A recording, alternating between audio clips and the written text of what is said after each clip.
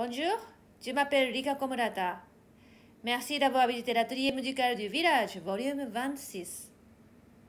Chopin est bien entendu connu comme compositeur, mais également comme pianiste et pédagogue.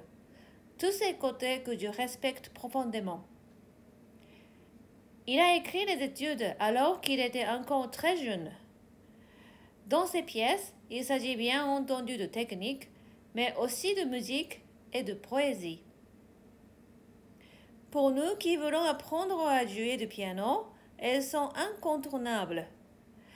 Dans cette idée, voilà longtemps que je voulais étudier avec un regard neuf les études Opus 25. Et j'ai pensé que ce projet pouvait s'accompagner de quelques vidéos dans lesquelles je vous proposerai ma manière de travailler. Je ne veux pas argumenter sur mon idée d'interprétation, mais plutôt vous expliquer mes idées techniques pour aider au travail de ces études. Comme une bonne maîtrise de la technique est indispensable à l'expression de la musique, j'espère que ces quelques idées techniques pourront vous aider à exprimer vos propres idées musicales. Aujourd'hui, j'aimerais parler de l'opus 25 numéro 11 et développer la manière de travailler entre la mesure 1 et la mesure 40. Avant de commencer, je voudrais vous présenter mon assistant, le pingouin. Comme pour cette vidéo, je dois parler et montrer des aspects techniques, il fallait souvent changer les angles. Pour éviter cela, j'ai demandé à mon assistant de me remplacer. Je vous demanderai de le regarder comme si c'était moi qui parlais.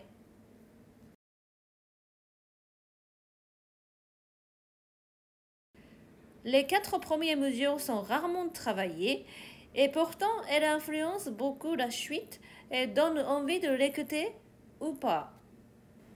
À la 3e mesure, j'ai l'impression que pour le pianissimo, c'est un chœur qui chante. Pour donner cette impression, il faut contrôler chacun des voix pour que la polyphonie soit riche. Je vous conseille de travailler les accords comme ceci.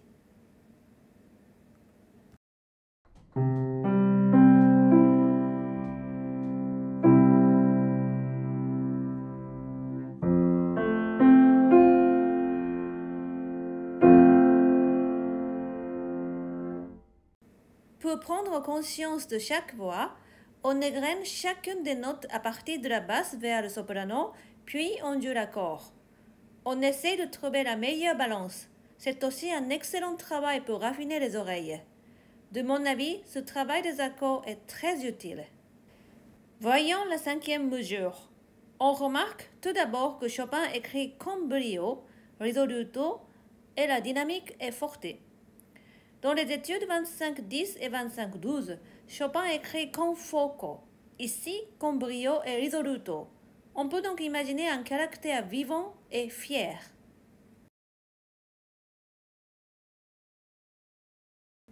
L'idée de jouer risoluto, c'est-à-dire décidé, peut nous entraîner à jouer vertical en rythmant comme une marche de soldat. Il faut faire attention à quelques points. Bien sûr, d'abord la phrase. Sur certaines partitions, il y a un changement de ligne qui peut empêcher de le voir, mais pour moi, il y a une phrase de la 5e à la 8e mesure. Le sforzando sur le premier ton de la mesure 5 joue le rôle de long pour les 4 mesures qui suivent. La phrase monte aux 5e et 6e mesures avant de redescendre. Ainsi, on peut former une longue phrase de 4 mesures. Respectez bien le diminuendo écrit par Chopin sur la 7e mesure. Le thème énoncé dès la première mesure de l'étude est repris à la 5e mesure par la main gauche, mais cette fois avec des accords. Quand on regarde l'harmonie, l'accord du 4e ton que j'ai entouré en rouge sera relativement plus tendu que les autres. Si on amène la tension de la phrase vers le 4e ton, cela peut aussi aider à ne pas jouer vertical en donnant une courbe à la phrase. Si on résume tout cela, la main gauche devient à peu près comme cela.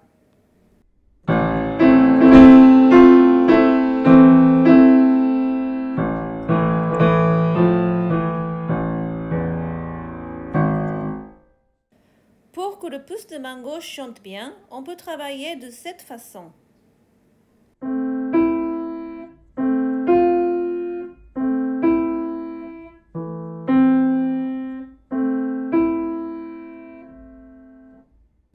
Ce travail est pour vérifier que le pouce est bien actif.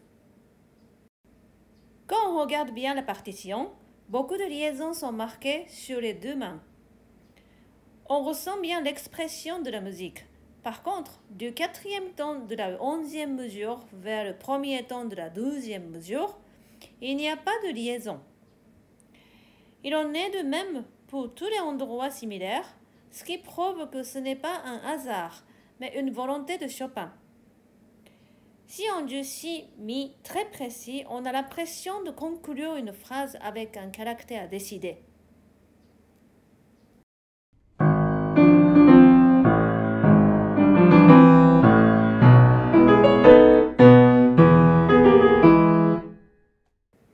On rencontre une autre difficulté à la main gauche, mesure 17.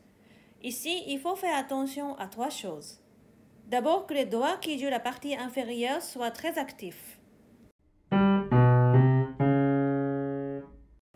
Justement, en jouant la partie inférieure, on se rend compte que la position du 4e doigt est très importante.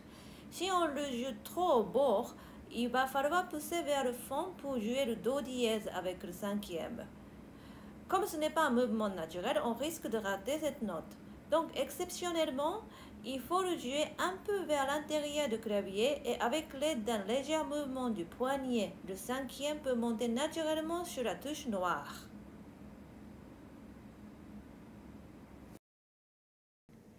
Donc, quand vous travaillez la partie inférieure, surveillez bien la position du 4e doigt.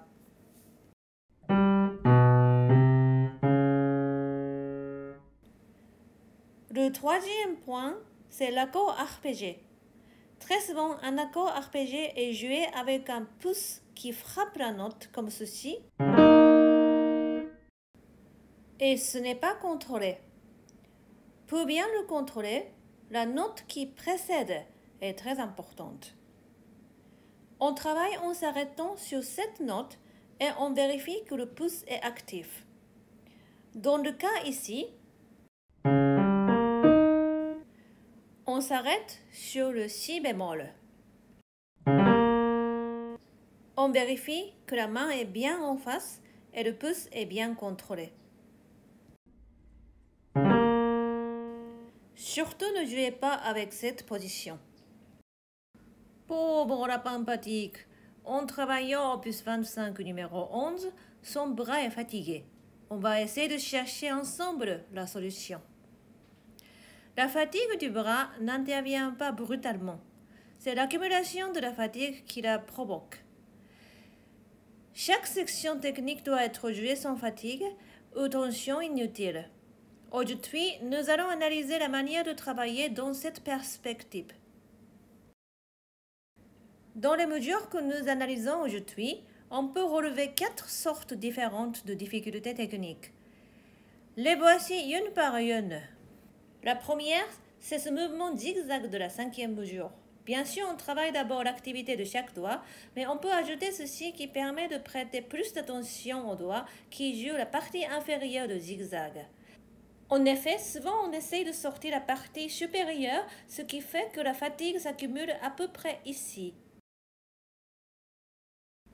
Donc on travaille en s'arrêtant sur le 2 ou le pouce en veillant à bien décontracter immédiatement le 5e ou le 4e. En même temps, on prépare la position suivante. Ça fait comme ceci. On s'arrête là et le 4e est préparé sur la prochaine position. On continue et le 3e est préparé. Quand le mouvement est bien enregistré dans le corps, on joue 2 groupes, c'est-à-dire 4 notes et on s'arrête sur la 5e.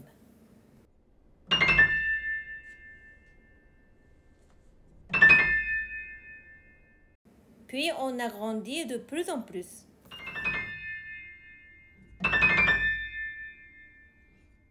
On va s'habituer peu à peu.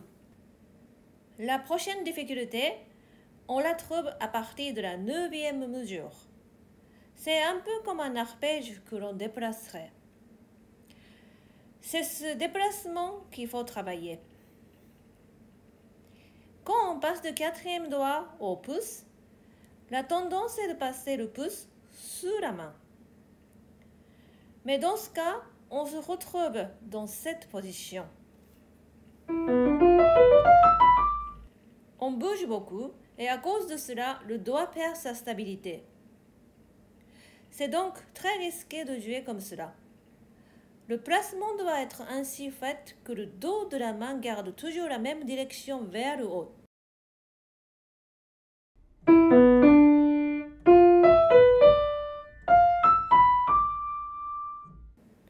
Il est important de noter que lorsque le pouce attaque, le doigt suivant doit être prêt sur la note.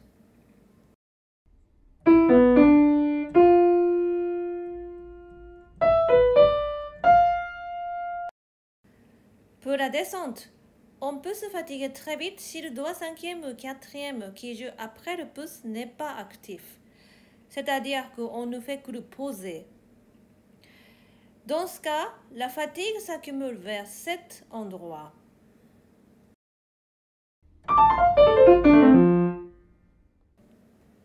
Quand on travaille, pour éviter cela, il faut veiller à l'activité du doigt qui reçoit la main pour le changement de position et, comme pour la montée, veiller à la préparation du doigt suivant. Quand on déplace la main du pouce, le poignet peut beaucoup aider en dessinant cette forme d'arche.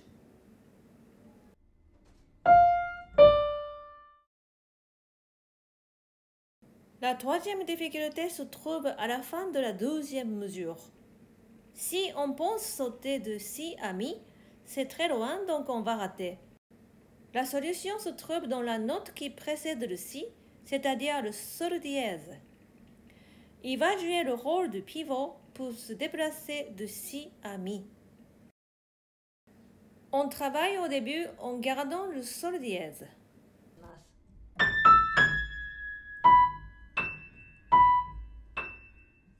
Comme tout à l'heure, êtes-vous d'un petit mouvement latéral du poignet. Ensuite, on lâche le sol dièse, mais on garde la sensation de cette note pour faire le déplacement. Ainsi, c'est le sol dièse qui porte vers le mi. Utilisez le même procédé à la fin de la 20e mesure.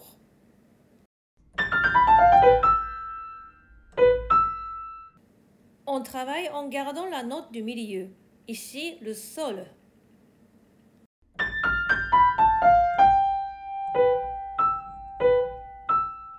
Tout à coup, le déplacement semble plus proche et la main s'installe.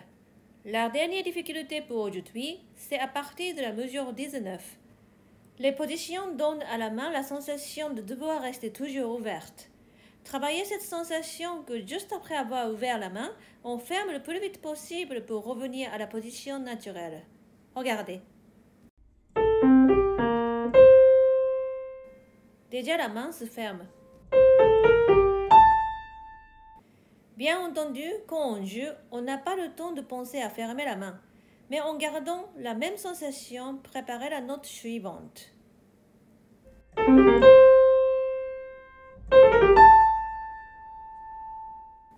Aujourd'hui, je vous ai parlé des 40 premières mesures en sélectionnant certaines difficultés. Si dans cette section vous avez rencontré une difficulté que je n'ai pas mentionnée, n'hésitez pas à m'écrire un email en passant par mon site internet. Je vous répondrai à l'occasion d'une autre vidéo. La prochaine fois, je parlerai du reste de l'étude.